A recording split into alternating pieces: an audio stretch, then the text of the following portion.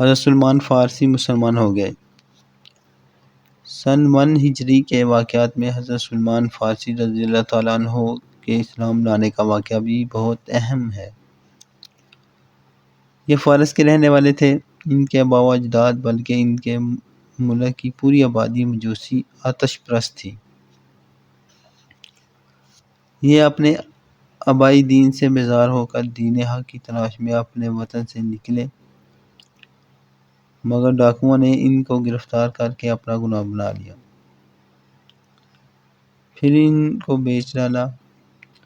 چنانچہ یہ کئی بار بکتے رہے اور مختلف لوگوں کی غلامی میں رہے۔ اسی طرح یہ مدینہ پہنچے، کچھ دنوں تک عیسائی بن کر رہے اور یہودیوں سے بھی میل جول رکھتے رہے۔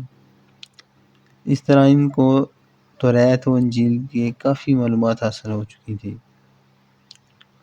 یہ حضور صلی اللہ علیہ وآلہ وسلم کی بارگاہ رسالت میں حاضر ہوئے تو پہلے دن تازہ کھجوروں کا ایک طباق خدمت اقدس میں یہ کہہ کر پیش کیا کہ یہ صدقہ ہے۔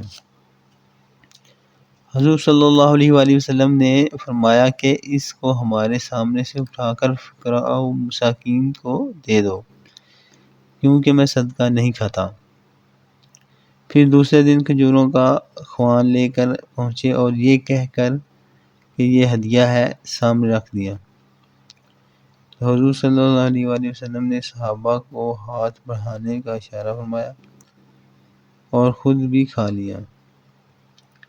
اس درمیان میں حضرت سلمان فارسی رضی اللہ تعالیٰ عنہ نے حضور صلی اللہ علیہ وآلہ وسلم کے دونوں شانوں کے درمیان جو نظر ڈالی تو مہر نبوت کو دیکھ لیا۔ چونکہ یہ توراۃ الانجیل میں نبی آخر الزماں کی نشانیوں پڑھ چکے تھے، اس لیے فوراً ہی اسلام قبول کر لیا۔